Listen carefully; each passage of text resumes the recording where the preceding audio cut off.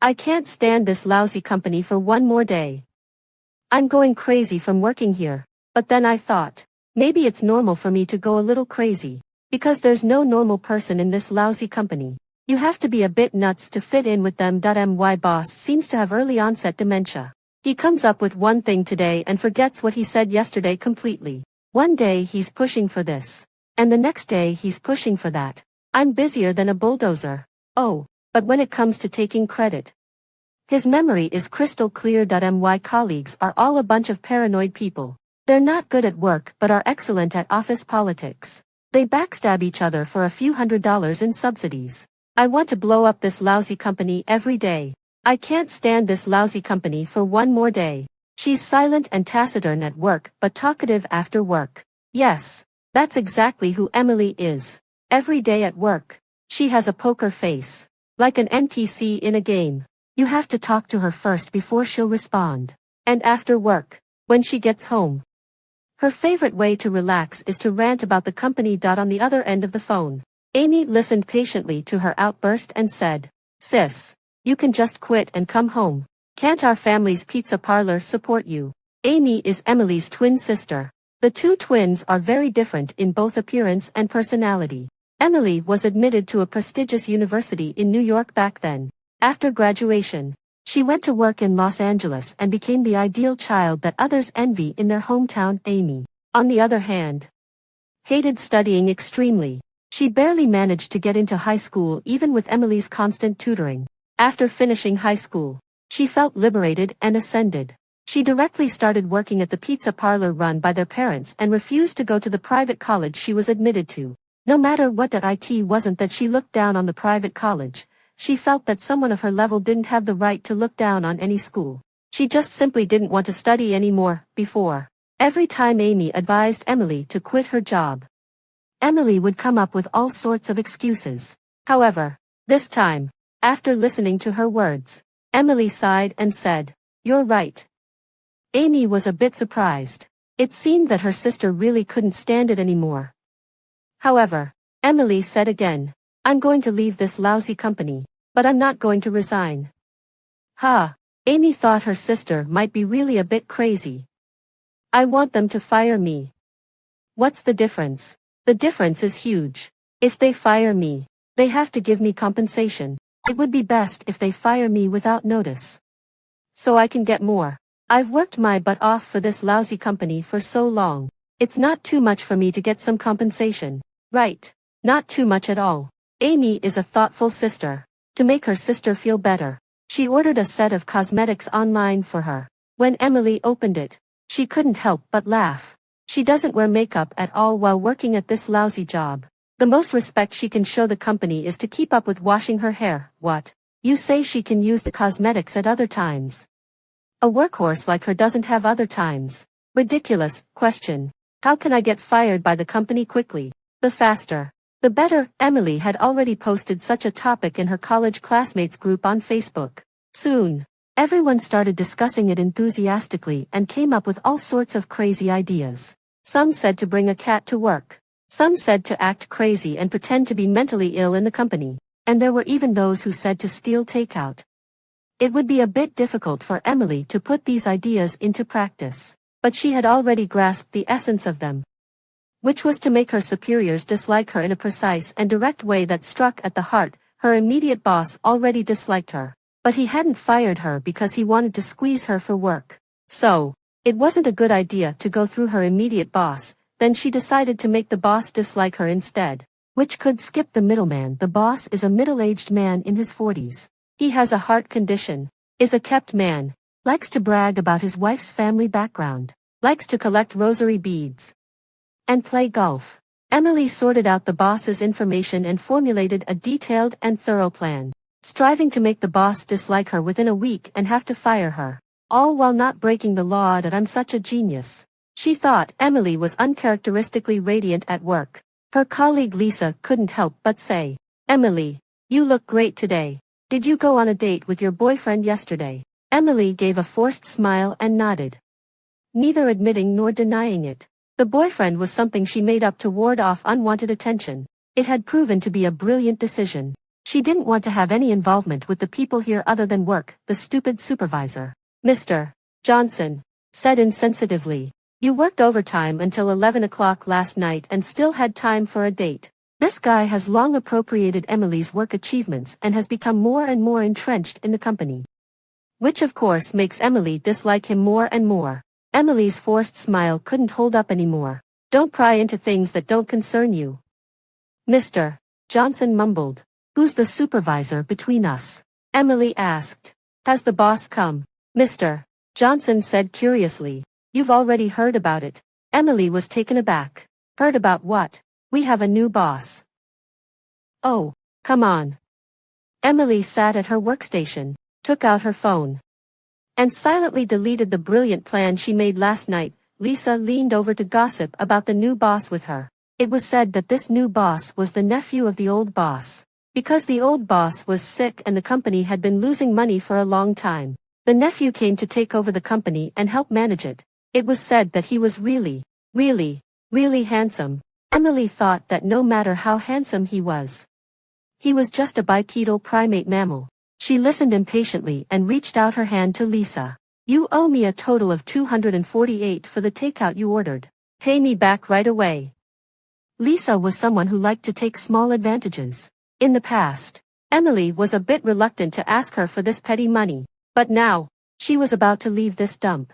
What was there for her to be embarrassed about? Lisa looked shocked and hurt. Why are you being so stingy? Yeah, I'm really stingy.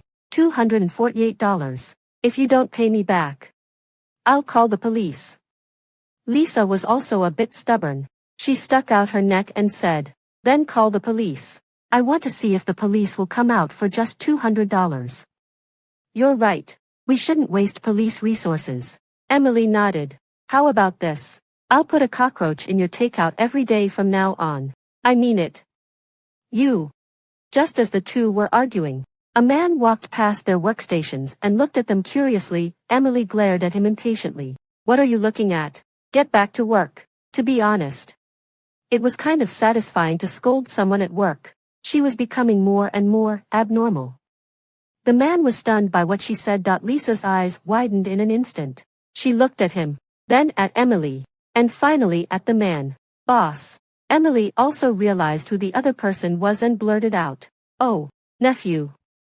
When she realized what she had said, she finally realized that Lisa's earlier introduction had somehow sneaked into her brain in a sneaky way. But she didn't regret it. She was in an excited state of not caring anymore. So, instead of feeling the slightest bit of shame, she leaned back in her chair with her arms crossed, looked up at the nephew with a smile, and examined him. She wanted to see just how handsome this new boss was. It had to be said. He was handsome enough to be a celebrity. He was about 185 centimeters tall, with thick eyebrows and beautiful eyes. But the corners of his eyes were slightly downward, making him seem less imposing and more gentle. His lips were quite full and had a light pink color, looking soft and moist. His skin was in great condition, showing that he had never endured the hardships of working under her direct gaze. The other person frowned and asked, "What's your name?" "Emily from the planning department." Emily was overjoyed inside. Hadn't she just offended the boss? It was such an easy thing. Wouldn't he fire her right away after asking her name? The plan she made all night was not as effective as calling him nephew once. Life is really unpredictable. TSK, Emily waited all day but didn't receive the firing notice. This boss really had a lot of patience. The next day, when she met the boss in the pantry, Emily couldn't help but want to add fuel to the fire. So she called out to him, "Nephew, why are you pouring water yourself? Where's Secretary Smith?" The other person just frowned slightly and said, "If you don't want to call me boss, you can call me by my name. William Johnson." Emily of course knew his name was William Johnson, but his words gave Emily another inspiration. So, boldly, Emily started prying into the boss's privacy. She believed that no boss would like to have their privacy pried into. Emily said, "Boss, they all say you're Mr. Brown's nephew. Why don't you have the same last name? Mr. Brown is my uncle by marriage." Oh, so he was the nephew of Mr. Brown's wife. Emily nodded in understanding, seeing that William looked a bit cute when he didn't speak. She couldn't bear to irritate him for a moment. But she had to get that compensation. So she immediately came up with another idea. Emily smiled and said, "Boss, do you know why I called you nephew?" "Why?" "To get your attention." Emily winked at him. "I liked you the first time I saw you." She exaggeratedly poked her chest. It was like being hit with a bayou dot. William felt uncomfortable being stared at by her bright eyes and turned his face away. "Don't talk about this during working hours." After saying that, he turned and left. Emily called out to his back, "Then I'll talk to you after work." Emily believed that no handsome guy would like such a lovesick behavior. You could understand it by putting yourself in his shoes. So, she was determined to get that compensation in the end. Got it. The boss really had an incredible amount of patience. He still hadn't fired her, Emily thought to herself. Maybe I should turn up the heat. So, when she went to deliver the project proposal to William Johnson today, William told her to put the file on the desk. But after she put it down, she didn't leave. William asked, "Do you have something else?" Emily bent over across the desk, propped her elbows on the wide desktop, and looked at him with one hand under her chin. William asked patiently, "What is it?" Emily said, "Boss, your eyes are so beautiful. Are your eyelashes really that long? You must have gotten them done somewhere. Recommend the place to me." William took a deep breath. He thought Emily was really a genius. She was always thinking about such things. And yet it didn't delay her work at all. The plans she wrote were of high quality. This was really, he didn't know what to say. "I didn't get my eyelashes done," he patiently explained. "Natural." "Then is your nose natural too? And your lips?" Emily stared at his lips. She knew it was impolite, but she felt that she had long been driven crazy by work. It was reasonable for a crazy person to be impolite. To be honest, she was a bit envious of William's lip shape. It was really nice. William had a feeling as if he was being spied on, which made him feel absurd. He explained, "It's all natural. Is that enough? Don't talk about these things during working hours. Go out and close the door. Then, boss, add me on Facebook." William looked at her helplessly. "You won't leave unless I add you, right?" Emily hadn't thought that way at first, but since he asked like that, she took the opportunity and nodded. William added her on Facebook and finally managed to send her away. He let out a long breath. Then, as if thinking of something, he quickly shook his head. "Sis, so your plan is to harass your boss?" Amy's tone was full of doubt and disbelief. "Yeah, originally it wasn't this plan. The earliest plan was to attack a fat guy." "Huh." Amy thought her sister was really not normal. She was very worried about her mental state. "Anyway, don't mention that. Things have changed too fast. Currently, the plan is indeed to harass the boss. I have faith in him. Come on, sis. Aren't you afraid he'll accept your advances? Please, with his looks and family background, would he lack beautiful women around him?" Emily almost laughed. Her sister really had quite an imagination. "But sis, you're really pretty too, after working these years like a ghost." Emily had almost forgotten that she was originally a beauty, but she didn't plan to argue about this with her sister. Anyway, William Johnson was just a capitalist who was about to give her a big payout, so she perfunctorily replied to Amy, "It's okay. Even if he accepts me, I won't lose. If he accepts, I get money. If he doesn't, I get, well, it's called hedging risks." "Sis, should I come to Los Angeles to see you?" No, you go and get busy." After finishing the call with her sister, Emily went downstairs to have a late-night snack. After that, she took a short walk. She saw a bunch of flowers on the lid of a roadside trash can. There was also a business card inserted in the flowers. It was a love confession from someone named Tom to a woman named Jessica. Emily shook her head and clicked her tongue. Just another hopeless romantic. She picked up the flowers, took off the outer packaging and threw it into the trash can. Then she went home and wrapped the flowers in old newspapers. After that, she endured her discomfort and sent William a message. "Emily. William, honey. I have something to give you." After sending the message, Emily thought, is this considered sexual harassment? Sure enough, William didn't respond for a long time. Emily took a shower, played a game for a while, and found a vase. planning to enjoy the flowers herself. Then William finally sent a message. William. What is it? Emily regretted it a bit. She had originally planned to send it to him via local delivery. But wouldn't that cost money? She wasn't the kind of person who cared about money. But she didn't want to spend a single cent on anyone in this lousy company. Emily thought for a while and replied, "Come and get it yourself, William." "Okay. Got it." After sending the message, Emily lay on the bed and watched a TV show for a while. She liked watching shows. But she didn't understand how some people in the world liked watching brain teaser shows. Her brain was already fried from work. She didn't want to use it at all after work. Okay. While watching the show, she received a call from an unknown number. "Hello. I'm at the gate of your apartment complex," came William's voice. Emily was so startled that she almost jumped. "Wait, what?" She suddenly remembered that she seemed to have sent a message asking him to come. But that was just an excuse. The reason was that she regretted not wanting to pay for shipping. So she just said it casually. She hadn't even sent him her address, and he came. Emily had to take the bunch of flowers out of the vase, wrap them up in newspapers again, put on a coat, and go downstairs. It was very windy outside. Her hair was blown into a mess. She didn't want to stay outside for a single extra minute. She just wanted to give away the thing quickly and go back to continue watching TV show. William saw her running towards him from a distance. It was obvious that she really wanted to see him, running so fast. And she could have just sent the thing by courier. But she insisted on making him come and get it. Wasn't that just because she wanted to see him? Emily ran up to him and handed him a bunch of flowers. "Here you go." William didn't take the flowers.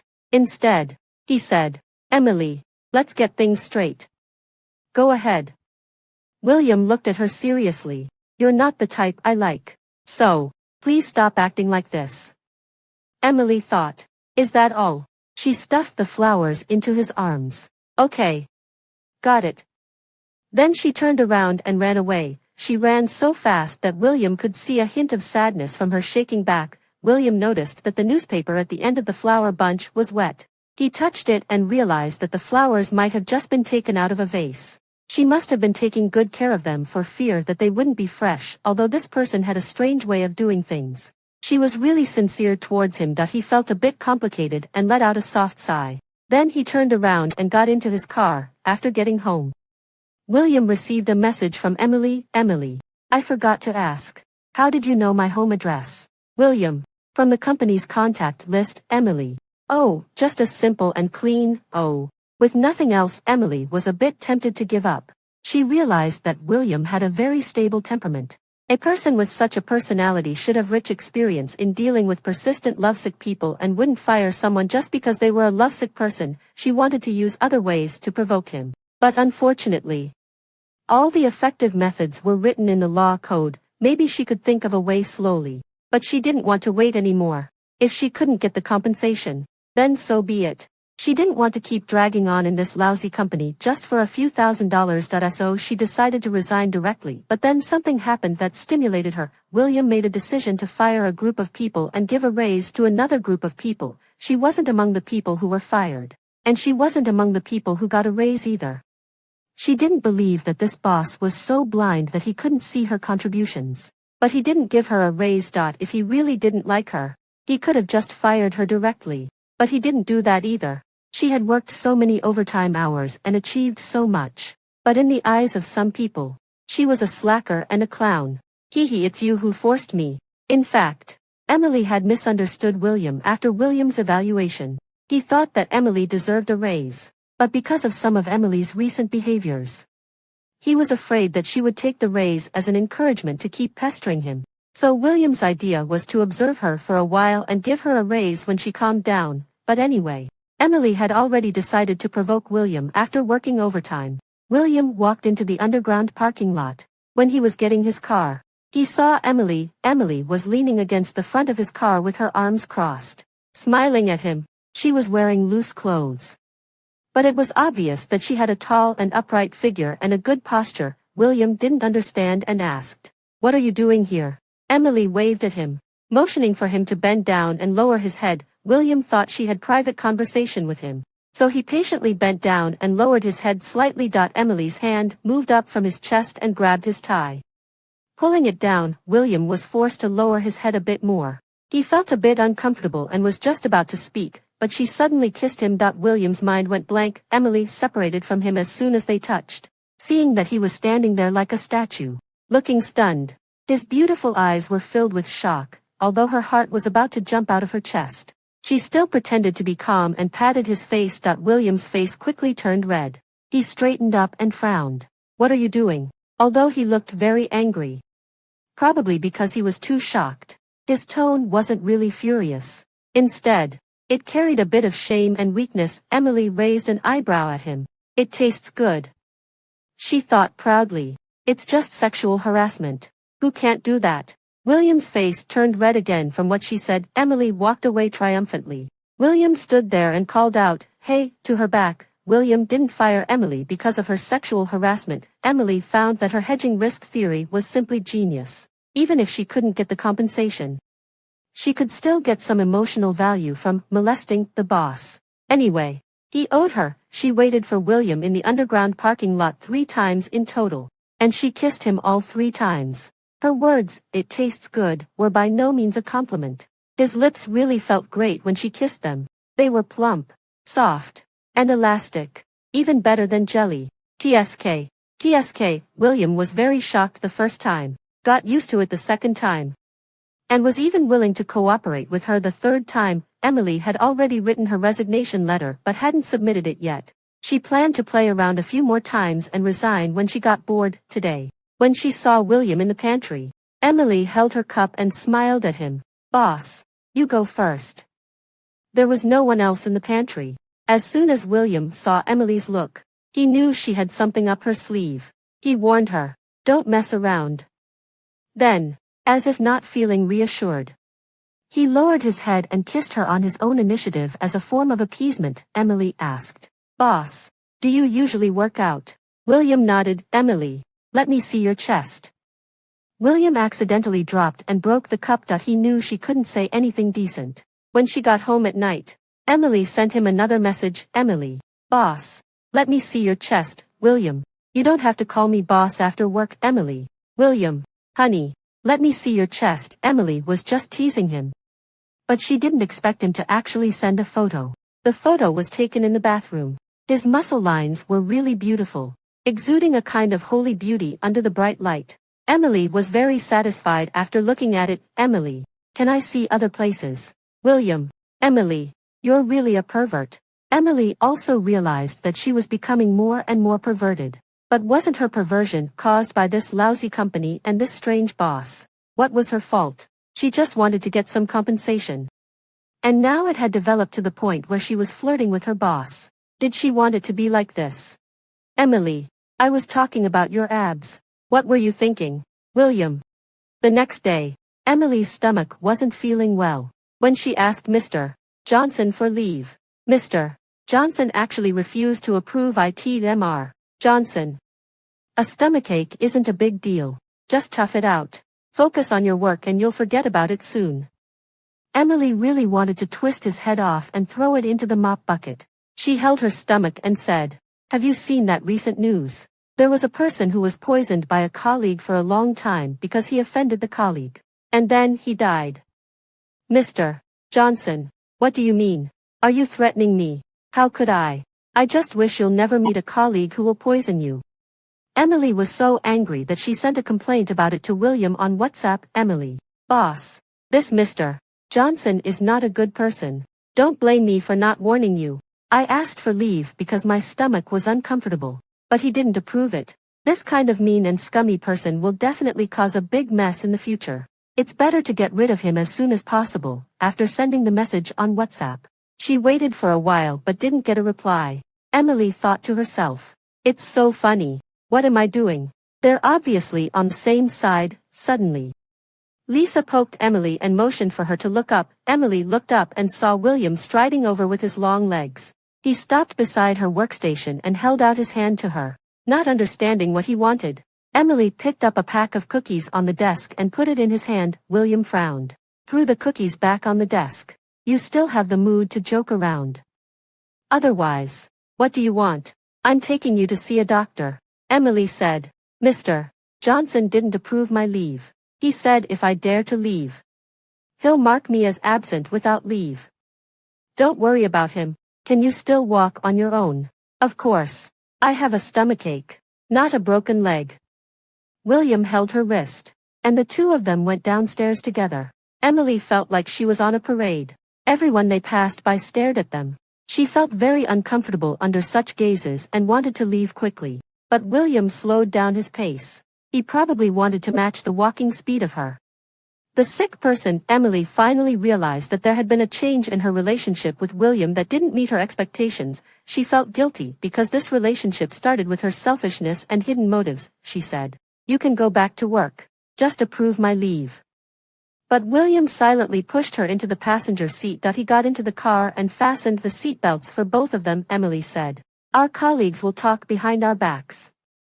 William was fastening her seatbelt. When he heard this, he looked up at her. "You've already done it. Are you still afraid of what others will say?" Emily really wanted to ask what their relationship was now, but she didn't dare to. She was afraid of getting a terrifying answer. When they got to the hospital, the doctor prescribed some medicine for Emily's gastroenteritis. After taking the medicine, Emily felt much better. William drove her home, but he didn't leave. "I'll ask Secretary Smith to bring the documents here," he said. Emily thought it was time for them to end this. His tenderness made her very touched and attached. It was precisely because he had given her a response that she had to end it. If he had always been as cold as ice to her, she wouldn't have worried about losing control no matter how much she teased him, but now everything was different, because of her prank-like motives. She couldn't take that step calmly. She thought, let this farce end here. It would be better for everyone. She kissed him. A passionate and moist kiss. William responded to her, panting heavily. After the kiss, both of their eyes were filled with a layer of water. William's ears were as red as two cooked shrimps. He said, "You're still thinking about this even though you're sick. You're such a lecher." Emily licked her lips. "I have something to tell you." "Okay, you go to sleep first. We can talk after you wake up." Emily thought that was okay too, but Emily didn't get to say what she wanted to say. When she woke up, she saw that William wasn't working. Instead, he was sitting on the sofa in the living room, looking dazed and not looking well. Emily poured a glass of water and gulped it down. William noticed that she had woken up and looked at her, his eyes following her movements, holding the glass. Emily asked, "What's wrong with you? Do you have a boyfriend?" He asked. Emily was going to cut him off, too. And now that he brings it up, it doesn't require her to tell the truth, which makes it easier. She felt a bit sad inside, but on the surface, she nodded calmly. "Yes." William suddenly stood up, his chest heaving violently with anger. His face turned red as he said, "You have a boyfriend, but you still came to flirt with me. That boyfriend is in New York. Don't I need to have one here in Los Angeles too?" Emily lied without changing her expression. William was so angry at her shameless candor that he laughed bitterly. He took a deep breath. "So, if you go to Houston, Miami, and Chicago, you'll have to find a new boyfriend in each place, right?" "Not necessarily. Maybe if I go to Chicago, I'll have a girlfriend instead." You. William felt the blood rushing to his head. At that moment, he even lost the ability to think. He pointed at her, his fingers trembling. "Do you have a heart at all?"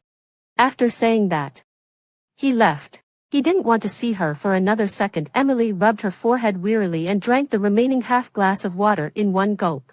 She thought to herself, that's it. She was tired. She would resign tomorrow and get as far away as possible. This chapter could be closed for someone who had been devastated by work. Love and hate were both luxury emotions. All she wanted to do now was sleep. As soon as she went to work the next day, Emily submitted her resignation letter. In addition, she also learned some good news.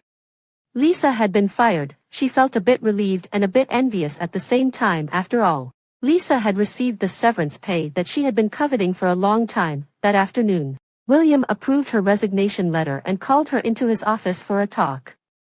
"If you're leaving because of what happened between us, there's no need for that," William said. "No, actually, I've wanted to leave for a long time." Then they conducted the conversation in a businesslike manner, as if they had lost their memories. Emily talked about the reasons why she wanted to leave and her future plans. William expressed his gratitude for her contributions to the company during this period and wished her all the best in the future. However, there was one thing that surprised Emily. "I've looked at your work records. Your salary was on the low side during your time in the company. I'll talk to the finance department and compensate you with a year's salary." William said. Emily was stunned. She never expected that the compensation she had been longing for would come in this way, but she didn't feel very happy either, seeing her in a daze. William asked, "What's wrong?" "Nothing." Emily shook her head. Her gaze fell on the desk. Looking at his fair and slender hands, she smiled bitterly. "If you had taken over the company earlier, I might not have left." William withdrew his hand, crossed his arms, and looked at her coldly. "That's it then. Okay, thank you. Mr. Johnson, you can get back to work." When she called him Mr. Johnson, the line of William's lips tightened, and he gritted his teeth. Emily stood up and left, just as her fingertips touched the doorknob. She was suddenly hugged from behind. William had a broad chest, and she was completely enveloped in his embrace. Emily's heart skipped a beat. "Mr. Johnson." William's chin rested on her head. "Call me by my name." "William, what are you doing?" "Emily, break up with the one in New York. Can we be together properly?" Emily's hand dropped from the doorknob, and her body relaxed. She didn't see William's expectant gaze. She said, "William, let's have a talk." Emily hadn't planned to tell the truth. She was really afraid of provoking William, but now she had to. William was obviously a bit carried away. She thought she still had to give him a wake-up call. Let him know how treacherous the world could be and how bad a woman could be, and make him less likely to be carried away by love in the future. They sat on a bench in the square downstairs and bought 2 cups of coffee. Holding the coffee, Emily asked William, "Didn't you say that I'm not the type you like?" William didn't know how to explain. His ideal type was gentle, beautiful, quiet, fashionable and refined, with elegant tastes. Emily only met the criterion of being beautiful. She really wasn't his ideal type. However, he had indeed fallen for her. A person's mind might deceive him, but his feelings wouldn't. His heartbeats, his flusteredness, his sense of being torn between gain and loss, all told him vividly and directly that he really liked her. William replied, "Maybe I don't know myself well enough." As he said this, he glanced at Emily. Emily's gaze was empty. She was preparing herself, just like a powerful move in a game that needed a casting time. She needed it now too. William asked, "Am I your ideal type?" Emily really wanted to answer yes, but she couldn't. If they had started in a more normal and sincere way, they might have become a good couple. But there were no what-ifs in the world. Emily replied, "No, I like high school students." William was angry with her again. "High school students aren't even adults. You're really a pervert." Emily said, "William, I hope you won't be too angry about what I'm going to say next, because it's your own body. If you get angry and hurt yourself, you'll be the one suffering." William was taken aback. "What do you mean?" Emily closed her eyes, took a deep breath, and began to reveal everything. She told him how she had been driven crazy by the company and wanted to resign. How she had tried every means to make the new boss dislike her. How when one plan failed, she came up with another. And when all the plans failed, she started to brazenly harass the boss. She told him everything in one breath. Finally, she said, "I'm sorry." William sat there quietly like a statue. After she finished speaking, he stared at her and asked, "You mean that everything was just your prank, more or less?" Emily didn't dare to look at him. "Emily, there's no need for that." "Ha, if you don't want to break up with the one in New York, then don't. I'm not forcing you. There's no need for you to make up these lies to deceive me. It's really not made up." "William, everything I said is true. I'm really sorry." "Was it also fake when you said you liked me?" "Yes." "Emily, look into my eyes." Emily looked up and stared into his beautiful eyes. He was suppressing his emotions at the moment. He stared straight at her and asked, "Then have you ever liked me, even a little bit?" Emily turned her face away and replied, "No." William didn't say anything more. He lowered his head and stared at the coffee cup in his hand in a daze for a while. Finally, he said, "You can go." Emily said another, "I'm sorry," and then got up and left after walking quite a distance. She thought that yesterday when William took her to the hospital, she hadn't even thanked him. They might never meet again after this separation. And she should at least say thank you. He was such a gentle person. She turned around and walked back. She saw William sitting alone on the bench, his broad and straight shoulders and back trembling slightly. He raised his arm from time to time as if wiping his face. Emily was puzzled. She walked in front of him and asked, "Are you crying?"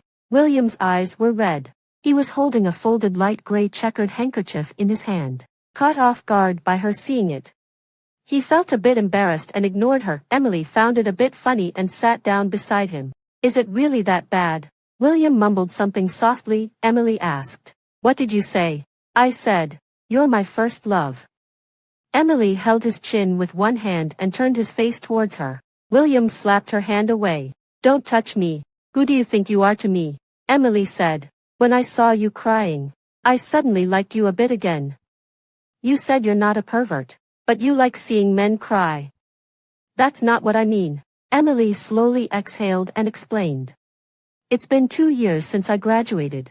After struggling in society, I've unknowingly put on a thick shell. I've become more and more timid, vulnerable, and self-destructive. I even don't have the courage to look into my own heart. Only when I see someone else's vulnerability do I dare to let down my guard and face my own heart. I think I didn't start liking you just now. It's just that now I've finally discovered and have the courage to admit that I like you." William was both surprised and delighted by this unexpected confession. And he also felt a bit anxious about losing what he had just gained. He said, "Are you serious? Don't tease me again." "Of course I'm serious." Emily smiled and took his hand. William interlocked his fingers with hers. "Emily, so, can you give me another chance now? Be my boyfriend?" William asked. "What about the one in New York?" Emily laughed. "The one in New York was made up by me. I've been living like a workhorse all day. When would I have time to date?" William also smiled. He looked really good when he smiled. Emily said, "You should smile more often." "Emily, let's go on a date." "Huh? Now?" "Yes. Right now. Let's go." "I don't care since I've already submitted my resignation. But don't you need to work?" "It doesn't matter." "What if the company goes bankrupt?" "If it goes bankrupt, it goes bankrupt. I'm just here to help out. My aunt won't blame me." "Mr. Rich Kid, it seems like you've never worked a day in your life." "Well, I just graduated from graduate school." "Okay. He's still so innocent." Emily held William's hand and looked at the tall buildings and the busy traffic. When her heart became free, all these things no longer seemed hateful. "William, thank you. Thank you. When my life was filled with storms and darkness, you were like a warm ray of sunlight, dispelling the clouds and awakening the clarity and passion in my heart.